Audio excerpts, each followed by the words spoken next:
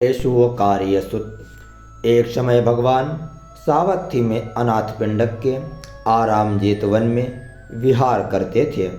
वहाँ जाकर ऐशोकारी ब्राह्मण ने उनसे कहा कि ब्राह्मण लोग चारों वर्णों को लेकर 4 प्रकार की परिचर्या प्रज्ञप्त करते हैं, इसके बारे में आपका क्या कथन है।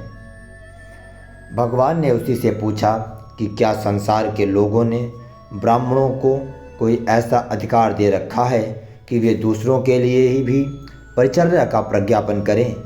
फिर भी मैं उसे परिचर्या के योग्य मानता हूँ, जिसकी परिचर्या करने से श्रद्धा, शील, सदाचार, श्रुत, त्याग तथा प्रज्ञा में वृद्धि होती हो।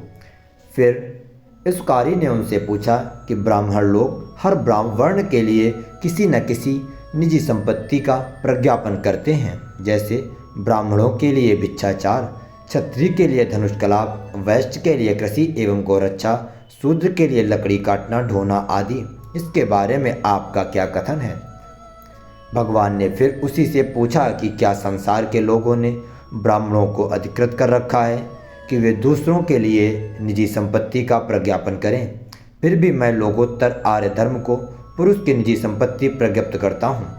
माता पिता के पुराने कुलवंश के कारण जन्म लेने पर कोई व्यक्ति क्षत्रिय, ब्राह्मण, वैश्य अथवा शूद्र कहलाता है, परंतु जब इनमें से कोई भी घर से बेघर हो प्रवजित हो जाता है और तथागत द्वारा स्वयं जाने गए धर्म विनय को पाकर शील सदाचार में पुष्ट होकर चित्त से राग द्वेष को दूर कर सम्यक दृष्टि वाला हो जाता है, तब वह न्याय पर आधारित कुशल धर्म का आराधक हो जाता है। यह सुनकर आश्चर्य व्यक्त करते हुए भाव विभोर हो ऐशोकारी ब्राह्मण भगवान की शरण चला गया और धर्म तथा संघ की भी। धनंजानी सुत। एक समय भगवान राजगृह में वेल्लुवन कलंदक निवाप में विहार करते थे। उस काल में आयुष्मान सारिपुत्र को यह पता चलने कर कि धनंजानी नाम का ब्राह्मण अब धर्म में प्रमाद करने लगा है। उन्होंने उसको इसका कारण जानना चाहा। धनंजानी ने बतलाया कि माता पिता, पुत्र भार्या, नौकर चाकर आदि के पालन पोषण में लगे रहने से ऐसा होने लगा है। इस पर आयुष्मान सारिपुत्र ने उसे समझाया कि दूसरे भी धार्मिक कर्मांत होने हेते हैं, जिनसे इन सब का पालन पोषण किया जा सकता है, किंतु पाप कर्म को ना करते हुए अपनाना तो पुण्य मार्ग को ही चाहिए। कालांतर में धनंजानी बहुत बीमार हो गया। उसमें आयुष्मान सारिपुत्र को अपने घर बुलवा भेजा। उनके वहां पहुंचने पर धनंजानी ने उन्हें अपनी असहाय मरणांतक वेदना से अवगत कराया। यह जानकर आयुष्मान सारिपुत्र को लगा कि मैं क्यों ना इसे ब्रह्माओं की समुज्जता का मार्ग उपदेश दूं, जैसे कि ब्राह्मण लोग ब्रह्मलोक के प्रति श्रद्धा भाव रखते हैं। तदंतर उन्होंने उसे इस मार्ग के बारे में बतलाया कि कैसे कोई भिक्षु मैत्री भरे विपुल प्रमाद रहित, वैर रहित, द्वेष रहित चित्त से एक एक करके सभी दिशाओं को व्याप्त करके विहरता है और फिर इसी प्रकार क्रमशः करुणा, मुदिता एवं उपच्छे भरे चित्त से विहरता है। तत्पश्चात आयुष्मान सारिपुत्र धनंजानी ब्राह्मण को सकरणीय होते हुए भी जहाँ पहुंचकर आगे भी करने को कुछ शेष रहता है, हीन ब्रह्मलोक में प्रतिष्ठित कर वहाँ से चले दिए। इसके कुछ ही समय पश्चात ब्राह्मण ने अपने प्राण छोड़ दिए। आयुष्मान सारिपुत्र ने भगवान के पास जाकर उन्हें सारा वृतांत कह सुनाया। इस पर उन्होंने कहा कि तुम सकारणीय होते हुए भी उसे हीन ब्रह्मलोक में प्रतिष्ठित कर वहाँ से क्यों चले आए। आयुष्मान सारिपुत्र ने उत्तर दिया कि ब्राह्मण लोग ब्रह्मलोक के प्रति बहुत श्रद्धा भाव रखते हैं, इसलिए मैंने धनंजानी को ब्रह्माओं की सायुज्यता का मार्ग उपदेशित किया। भगवान ने कहा कि धनंजानी मरकर ब्रह्मलोक में उत्पन्न हुआ है।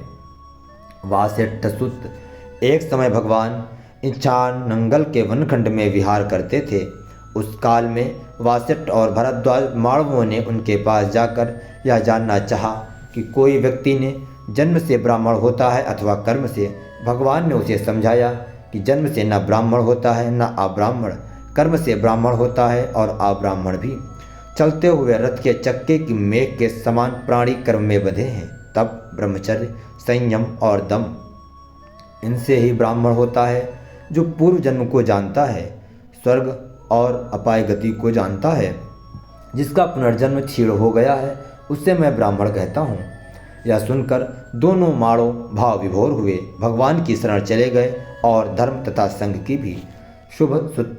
एक समय भगवान सावत्थी के अनाथ पिंडक के आराम जेतवन में विहार करते थे।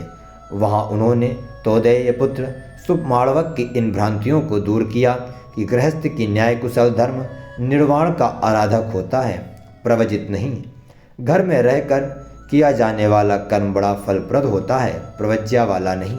तत्पश्चात शुभ माड़वक ने बतलाया कि ब्राह्मण पुण्य करने तथा कुशल आराधना के लिए इन 5 धर्मों का प्रज्ञापन करते हैं: सत्य, तप, ब्रह्मचर्य, अध्ययन तथा त्याग। परंतु भगवान द्वारा पूछे जाने पर उसने स्वीकार किया कि कोई भी ब्राह्मण उनका आचार्य प्रचार्य मंत्रों के प्रवक्ता ऋषि ऐसे नहीं हैं जो यह कहते हों कि हम इन 5 धर्मों को स्वयं जानकर साक्षात्कार कर इनके विपाक को बतलाते हैं।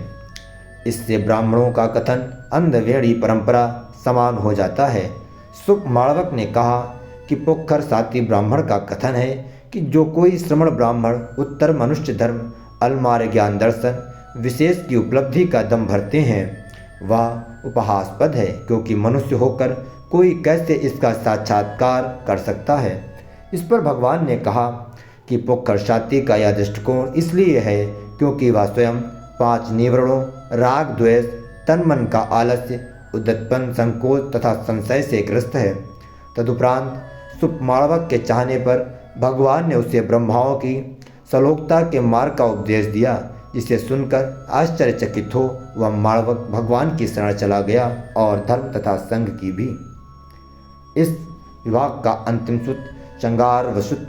एक समय भगवान एक बड़े भिक्षु संघ के साथ कौशल जनपद में चारिका करते हुए चंचलीकप ग्राम में पहुँचे। वहाँ शंगाराव नाम के माड़ों ने उनसे पूछा, भो गौतम, कोई श्रमण ब्राह्मण आदि ब्रह्मचर्य के बारे में यह दावा करते हैं कि उन्होंने इसी जन्म में निर्वाण का साक्षात्कार कर लिया है।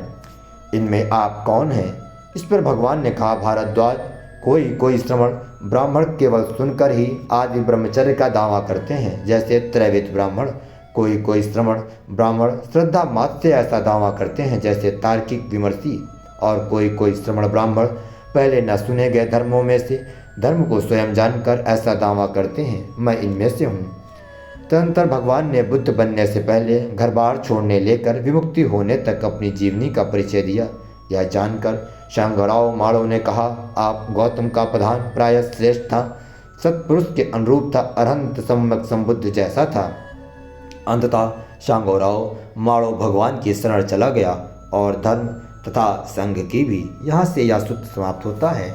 इसके बाद मध्यम निकाय का 3य भाग प्रारंभ होगा, जो आपको अगले वीडियो में मिलेगा।